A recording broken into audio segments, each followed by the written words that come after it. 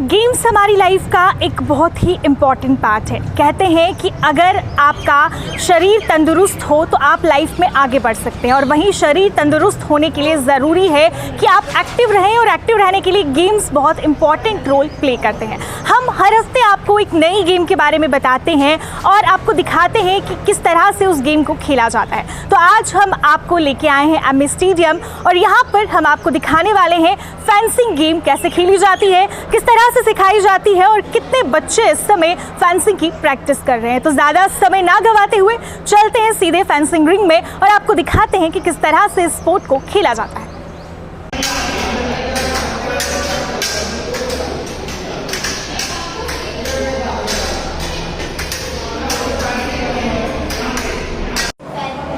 कुछ बच्चे जो यहाँ प्रैक्टिस कर रहे हैं इनसे भी बात करते हैं। सबसे पहले आपका नाम जानना चाहूँगी। रेयान वर्मा। रेयान कहाँ से आए? मैं जेएन का की हूँ। मैं इधर ही करता हूँ प्रैक्टिस अपनी। कितनी देर से प्रैक्टिस कर रहे हैं? कम से कम मुझे 5 साल हो गए हैं। अभी कौन सी क्लास में हैं? 5th में है, तो 5 साल हो गए, यानी कि फर्स्ट से प्रैक्टिस कर रहे थे। कैसी गेम लगती है ये बहुत अच्छी गेम है, मुझे बहुत अच्छी लगती है। इसमें इंटरेस्ट आ रहा है मुझे। इंटरेस्ट आ रहा है? किस चीज़ का इंटरेस्ट आ रहा है? जो मतलब कि जो बाउट्स में जो हमारा जो ओपोनेंट होता है, जो हमें चैलेंजेस है, उसको डिफेंड करना और उसको मतलब कि हिट करना ताकि हमारा पॉइंट हो। तो हमें उसमें वो चैलेंज करना पड़ता है, तो वो मुझे चैलेंजेस फेस करना बहुत अच्छे लगते हैं। आपको चैलेंजेस फेस करना अच्छा लगता है, इसीलिए आपने इस गेम को चूज़ किया है। अच्छा, कितनी देर प्रैक्टिस करते हैं? हम इधर 1.5 आवर करते हैं। हम इधर 1.5 आवर करते हैं। तो आगे भी आप ये प्रैक्टिस कंटिन्यू करेंगे? यस। चलिए, बहुत बहुत शुक्रिया हमसे बात करने के लिए। कुछ और बच्चों से भी बात करेंगे। बहुत अच्छी बात इन्होंने कही कि इन्हें चैलेंजेस फेस करना अच्छा लगता है और इसीलिए इन्होंने इस गेम को चूज़ किया है। कुछ और बच्चे भी यहाँ पर हमारे साथ हैं। आपसे आपका नाम जानना चाहूँगी। मैम रिधान ग्रोवर। रिधान कौन सी क्लास में पढ़ते हैं? Ma'am 7th। 7th में पढ़ते हैं। कितनी देर से प्रैक्टिस कर रहे हैं यहाँ पे? मैम 2 साल हो गए। 2 साल हो गए। तो कैसा लग रहा है, क्यों इस गेम को चूज़ किया? मैम पहली बात, इस गेम में एक्टिवनेस मैम बहुत ज़्यादा यूज़ होती है, तो मैम इससे हमारी स्ट्रेंथ भी बढ़ती है। मैम इसमें गेम में मज़ा भी आता है, तो मैम तभी मैंने चूज़ की। कितनी देर प्रैक्टिस करते हैं? मैम 4 PM से लेके मैम 6 तक। अच्छा, जो बच्चे आपको देख रहे हैं इस टाइम पे, उनको क्या मैसेज देना चाहेंगे? बहुत सारे बच्चे चाहते हैं कि वो इस गेम को आगे परसीव करें, उन बच्चों को क्या मैसेज देना चाहिए?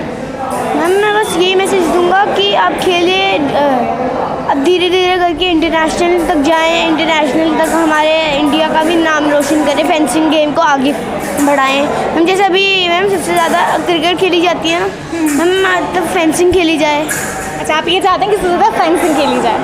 चलिए, हमसे बात करने के लिए बहुत बहुत शुक्रिया। तो सबसे पहले आपका नाम जानना चाहती हूँ। ट्विंकल गुप्ता। कब से प्रैक्टिस कर रही हैं यहाँ पे? मैं 2015 से। 2015 से। अच्छा, इतनी सारी गेम्स हैं, आपने फेंसिंग को क्यों चूज़ किया? पहले मैंने बहुत सी गेम्स में एडमिशन ली थी, बट मुझे किसी में ज़्यादा मज़ा नहीं आया। फिर एक टाइम आया जब मैंने बोला मैंने फेंसिंग करनी है, मुझे गेम भी अच्छी लगी और मज़ा भी आता गया, फिर मैं वही कंटिन्यू किया गया। अभी तक कोई नेशनल लगा चुकी हैं? हाँ जी, मैंने मोर देन 15 नेशनल्स लगा लिए हैं, और मेरा नेशनल, डिस्ट्रिक्ट और स्टेट में मेडल्स भी है। तो अभी कौन सी क्लास में? मैंने अभी 12th के पेपर दिए हैं। अभी 12th के पेपर दिए हैं। तो क्या सोचा है कि आगे और इस गेम को लेके जाना है और परसीव करना है? हाँ, मैंने सोचा है पढ़ाई के साथ साथ अपनी गेम के साथ भी रहना है, गेम में आगे कॉम्पिटिशन्स करने हैं। होप कर रही हूँ कि अभी इंटरनेशनल खेल पाऊँ। कितना ज़्यादा इंटरेस्ट इस गेम में आपको है? गेम में इंटरेस्ट है, मतलब जैसे हम कहते हैं कि बच्चे सिर्फ पढ़ाई करते हैं, हम पढ़ाई स्पोर्ट्स दोनों एक साथ चलाते हैं, नेशनल्स भी जाते हैं, पेपर्स भी देते हैं। अच्छा, एक मैसेज जो बाकी आप लड़कियों को और बाकी बच्चों को देना चाहते हो जो गेम्स से भागते हैं, गेम्स की तरफ ज़्यादा अट्रैक्टेड नहीं है? मैं यही कहना चाहती हूँ कि लड़का लड़की एक बराबर होते हैं। जैसे कि हम पढ़ाई पे ध्यान देते हैं, हम कहते हैं कि लड़कियाँ पढ़ाई में बहुत आगे है, बट अगर लड़कियाँ गेम्स में आए तो वो बहुत एक्सेल कर सकती है, क्योंकि जो लड़कियाँ हैं वो सब कुछ बैलेंस कर लेती है। तो मैं यही कहना चाहती हूँ, लड़के लड़की कोई भी हो, गेम खेलना भी ज़रूरी है, आपकी माइंड की डेवलपमेंट होती है। चलिए, बहुत अच्छी बात इन्होंने कही कि गेम्स खेलना बहुत ज़रूरी है और गेम्स खेलने से माइंड की डेवलपमेंट होती है। एक और बच्ची यहाँ पर हमारे साथ हैं। आपका नाम? ज्ञान कौर। ज्ञान कौन सी क्लास में पढ़ती हैं? मैं कॉलेज में हूँ। आप कॉलेज में हैं। कब से यहाँ पर प्रैक्टिस कर रही हैं, कितने साल हो? 6 इयर्स हो गए। 6 इयर्स हो गए। तो अभी तक क्या क्या अचीव किया है इस गेम के थ्रू? नेशनल मेडलिस्ट हूँ और खेलो इंडिया खेला है। और खेलो इंडिया मेडलिस्ट। अच्छा, तो जैसे कि अभी बहुत सारी गेम्स हैं, कुछ लोग क्रिकेट ज़्यादा प्रेफर करते हैं, कुछ फुटबॉल, कुछ वॉलीबॉल, तो फेंसिंग क्यों चूज़ किया? फेंसिंग बेसिकली डिफेंस और अटैक बोथ का कॉम्बिनेशन है। तो इसमें डिफेंस आप बहुत इजीली सीख सकते हो। अगर आपको किसी भी फील्ड में जाना है, डिफेंस आना चाहिए।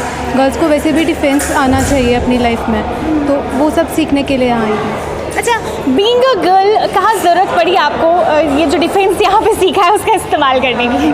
बेसिकली कॉलेज वगैरह कहीं भी जाओ तो एक स्पोर्ट्स पर्सन की अलग ही रेपुटेशन होती है, हर कोई अलग से ही उसे देखता है। तो कोई वैसे पंगा तो लेता नहीं है फिर भी। यानी कि स्पोर्ट्स पर्सन होने का एक फ़ायदा ये भी कि कोई पंगा नहीं लेता। अच्छा, एक मैसेज जो आप सभी गर्ल्स को या सभी बच्चों को देना चाहते हैं जो गेम्स से भागते हैं, जो गेम्स की तरफ ज़्यादा अट्रैक्टेड नहीं? बच्चों को छोटे होते ही गेम्स के लिए अलाउ करना चाहिए। उन्हें छोटे होते ही अपनी गेम एक अलॉट कर देनी चाहिए। वो चीज़ ज़्यादा बेटर रहती है उनके लिए, ताकि इन फ्यूचर वो नेशनल इंटरनेशनल लेवल तक खेल सकें। हम लोग अभी भी तरसते हैं काश जल्दी डाला होता हमें। तो मतलब जितना जल्दी डालोगे उतना ज़्यादा वो अचीव करेंगे। क्या पता इन फ्यूचर अगले बच्चे ओलंपिक्स में जाएं और कुछ मतलब ज़्यादा अचीव करें। हम लोग का भी ये नेशनल इंटरनेशनल खेलना है, ये करना है, वो करना है मेन, लेकिन ओलंपिक्स रहता है। लेकिन अगर थोड़ा जल्दी डाला होता, अभी तक इंटरनेशनल खेले होते, इंटरनेशनल मेडलिस्ट होते, तो ओलंपिक्स जाना ज़्यादा ईजी होता। तो जितना जल्दी डालोगे उतना बेटर रहेगा।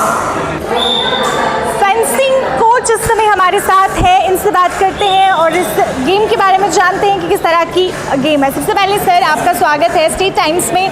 जानना चाहूँगी कि बहुत सारे लोग अब फेंसिंग से जुड़ रहे हैं, जैसे अब खेलों को भी काफ़ी ज़्यादा बढ़ावा मिल रहा है, बहुत सारे बच्चे खेलों की तरफ आकर्षित हो रहे हैं और पेरेंट्स भी बच्चों को गेम्स के साथ जोड़ते हुए नज़र आते हैं। तो सबसे पहले ये फेंसिंग किस तरह की गेम है, कैसे इसे खेला जाता है और किस तरह से यहाँ पर आप बच्चों को सिखाते हैं? Thank you madam. सबसे पहले मैं आपका और स्टेट टाइम का धन्यवाद करना चाहता हूँ कि आपने हमारे को यहाँ मौका दिया बोलने का, और ये खासकर फेंसिंग गेम के बारे में आप पूछ रहे हैं तो अच्छा लग रहा है कि भी फेंसिंग जो है, आज मैं आपको बताऊँ, मेरा नाम छोटूलाल शर्मा है और JNK स्टेट स्पोर्ट्स काउंसिल में एज ए कोच काम कर रहा हूँ। मेरे को लास्ट 2001 में मैं 1 से लेके, वैसे तो फेंसिंग में मैंने 1993 में JNK में स्टार्ट की थी। एक हमारी JNK एमेच्योर फेंसिंग एसोसिएशन के साथ उन्होंने, जो हमारे प्रेसिडेंट थे मुखर्जी शर्मा जी और जनरल सेक्रेटरी थे विजय शर्मा जी, उनके साथ तब मैं दीवान बद्रीनाथ स्कूल में वर्क करता था, तो उन्होंने बोला ऐसे एक फेंसिंग गेम है, जो कि मेरे को भी पता नहीं था उस समय कि ये फेंसिंग गेम क्या है क्या नहीं है। फर्स्ट टाइम मैंने जो पटियाला में गया वहाँ पर मैंने इसको सीखा, और उसके बाद धीरे धीरे 1993 से ये गेम JNK में चल रही है। तो काफ़ी साल हो गए हैं, मतलब 30 साल तो हो गए हैं अभी इसको स्टार्ट किए हुए JNK में। तो सबसे पहले हमारे पास वेपन वगैरह नहीं होते थे, ये जो आप मॉडर्न वेपन देख रहे हैं, तो पहले हमारे पास ये वेपन नहीं होते थे, तो हम डंडों से भी प्रैक्टिस करते थे। तो धीरे धीरे JNK स्पोर्ट्स काउंसिल ने हमारा साथ दिया, और ख़ासकर अभी जो हमारे सेक्रेटरी मैडम हैं, मैडम नुजरत गुल जी, उन्होंने ये जो न्यू इक्विपमेंट, जो मॉडर्न इक्विपमेंट है, उन्होंने प्रोवाइड किया है हमको। अभी हर डिस्ट्रिक्ट के लिए उन्होंने सामान प्रोवाइड किया। तो फेंसिंग के बारे में मैं आपको बताऊं कि फेंसिंग गेम एक मार्शल आर्ट्स में आती है, और ये प्री ओलंपिक्स में, जब 776 में ओलंपिक खेली जाती थी राजे महाराजे के टाइम में, तब भी ये फेंसिंग जो है तलवारबाजी के नाम से जानी जाती है। तो धीरे धीरे फ्रांस ने इसको थोड़ा सा मॉडिफाई किया, उन्होंने तलवारबाजी से फेंसिंग किया, इलेक्ट्रिक कर दिया इसको। पहले तो ये होता था, द्वंद्व युद्ध होता था, तो अपोनेंट को मारना होता था, तो अब अपोनेंट को मार, इसको तलवारबाजी भी कहते हैं। जी, इसको तलवारबाजी ही कहते हैं, तलवारबाजी भी कह सकते हैं और फेंसिंग भी कह सकते हैं। तो धीरे धीरे इसको फ्रांस ने थोड़ा मॉडिफाई किया। उन्होंने क्या किया कि भी मारना अच्छी बात नहीं है, इसमें उन्होंने इसके जो फेंसिंग के जो चेस्ट गार्ड वगैरह जो गार्ड्स हैं वो उन्होंने प्रोड्यूस किए, मास्क जैसे हैंड ग्लव और चेस्ट गार्ड, ब्रीचेस वगैरह, ये सारा उन्होंने ये किया इसमें। तो अब जो है इसमें लगने की कोई खतरा नहीं हुआ, और ना ही इसमें लगाने की, मतलब इस प्लेयर ने दूसरे प्लेयर को लगानी है। अगर प्लेयर को लगाने की कोशिश डेलिबरेटली अगर हिट करता है तो उसको काट दिया जाता है, वार्निंग कार्ड होता है। तो फेंसिंग गेम इसमें 3 इवेंट होते हैं। एक फॉइल होता है, वैसे तो मैं मेरे बोलने से किसी को समझ नहीं आएगा फॉइल क्या होता है, ईपी क्या होता है। लेकिन अगर कोई इसको, हाँ, मैं दर्शकों को यही बताना चाहता हूँ कि इसमें एक फॉइल होता है जो कि थ्रस्टिंग वेपन होता है, उसके आगे बटन लगा होता है, और एक ईपी होती है वो फुल बॉडी टारगेट होता है, उसमें भी थ्रस्टिंग वेपन होता है। ये जो फॉइल होता है वो सिर्फ चेस्ट और पीठ पे एक इलेक्ट्रिक जैकेट होता है, उस जैकेट के ऊपर पर्टिकुलर हिट होता है तो वहीं पे लैंप आता है। वो हमारा सामने ऑपरेटस लगा हुआ है, इलेक्ट्रिक ऑपरेटस है, ये नीचे पिस्ट है, ये पिस्ट के ऊपर ये भी वर्क करती है, इसके ऊपर अगर वो कोई होगा तो लैंप नहीं आएगा। तो एक सेबर इवेंट है हमारा, उसमें कटिंग भी है, उसमें अपर बॉडी टारगेट होता है। ये 3 इवेंट के साथ, जो 3 वेपन के साथ फेंसिंग खेली जाती है। तो मैं अब ओलंपिक की बात कर रहा था, तो प्री ओलंपिक्स में थी, उसके बाद 1996 में एथेंस में जब ओलंपिक्स हुई तब से फेंसिंग गेम ये पार्ट ऑफ द ओलंपिक्स है। तो अभी रिसेंटली हमारी इंडिया की लड़की ने भी इसमें ओलंपिक में क्वालिफाई किया, भवानी देवी है, तमिलनाडु की लड़की है, उसने अभी रिसेंटली पिछले ही ओलंपिक्स हुई उसमें क्वालिफाई करके वो पार्टिसिपेट किया है। और जे.एंड.के की बात करूं तो जे.एंड.के में अभी तक फेंसिंग ने नियर अबाउट 500 के करीब मेडल दिए हैं, नेशनल और इंटरनेशनल लेवल पे, national games included national games. आपकी जो रिंग है यहाँ से जानना चाहूँगी कि क्या अचीवमेंट अभी रिसेंट रही है? देखो अभी रिसेंट हमारी जो है, हमारे बच्चे जो है इंटरनेशनल लेवल प्लेटफॉर्म पे खेल रहे हैं। अभी रिसेंटली हमारे जो 4 बच्चे जो हैं वो वर्ल्ड यूनिवर्सिटी गेम्स के लिए सेलेक्ट हुए हैं। उससे पहले जो हमारे 2 बच्चे जो हैं एशियन गेम्स के लिए सेलेक्ट हुए हैं, एक लड़का है एक लड़की है, और अभी वो वर्ल्ड चैम्पियनशिप खेल के आए हैं। अभी वो ये एशियन चैम्पियनशिप खेल के आए हैं और वर्ल्ड चैम्पियनशिप के लिए उनका कैंप लगा हुआ है पुणे में। अभी वो वर्ल्ड चैम्पियनशिप चाइना में जा रहे हैं। और जो वर्ल्ड यूनिवर्सिटी गेम्स के लिए हमारे बच्चे सेलेक्ट हुए हैं 4, उनका टूर्नामेंट जो है वो 26 जुलाई से स्टार्ट है, वो होगा, वो भी चाइना में। तो अभी आपके पास कितने बच्चे हैं और कितनी देर आप इनको प्रैक्टिस करवाते हैं? देखिए हमारे पास तो बच्चे बहुत ज़्यादा इस समय रश पड़ा हुआ है, इवन कि हमको कई बार स्पेस भी कम पड़ जाती है, और कुछ बच्चे जो हैं बेटिंग में हैं, उनकी हम ले नहीं पाते, हमारे पास जगह नहीं है। हमने शेड्यूल बनाया अलग अलग से, लेकिन फिर भी हम कंट्रोल नहीं कर पा रहे। और अभी के हमारे पास कोचेज़ भी हैं, कुछ कोच अभी कम हैं, पूरे कोच नहीं है इसमें, लेकिन फिर भी हम कोशिश कर रहे हैं कि भाई हमारे पास नियर अबाउट 100 के करीब 100 के करीब बच्चे आते हैं रेगुलर। और जो अभी जो रिसेंटली हमारे जे.एंड.के में साइन है, स्पोर्ट्स अथॉरिटी ऑफ इंडिया ने स्टेट एक्सीलेंसी सेंटर खोला है। State excellency centre Sai plus J&K sports council ने मिलकर दोनों का MOU साइन हुआ है, और उसमें हमारे 60 बच्चे जो हैं उन्होंने अलग अलग डिस्ट्रिक्टों से सिलेक्ट किए हैं। और वो बच्चे भी अभी मतलब उनका सिर्फ अकोमोडेशन का रह गया और थोड़ा वो रह गया, लेकिन उनकी क्लास स्टार्ट हो गई है। और हमारे पास जो रेगुलर ट्रेनिंग है वो तो हमारे पास काफ़ी तादाद में है, इस समय काफ़ी स्ट्रेंथ है हमारे पास, मतलब 70 के करीब जो रेगुलर ट्रेनिंग है। जो 60 बच्चे हैं वो NCOs के हैं। तो अभी तो रश पड़ा हुआ है बस इसमें। सर एक मैसेज जो आप सभी लोगों को देना चाहेंगे, जैसे कि अब सरकार भी काफ़ी कोशिश कर रही है कि लोग खेलों की तरफ ज़्यादा आकर्षित हो, लेकिन अभी कहीं ना कहीं अभी भी जो लोग हैं वो उतना ज़्यादा खेलों पर ध्यान नहीं दे रहे। हालांकि इतनी सारी मुहिम चलाई जा रही है, खेलो इंडिया चल रहा है, उन सभी लोगों को एक मैसेज जो आप देना चाहेंगे? मैडम इसमें मैं मैसेज यही देना चाहता हूँ, पर्टिकुलर फेंसिंग के लिए मैं मैसेज दूंगा।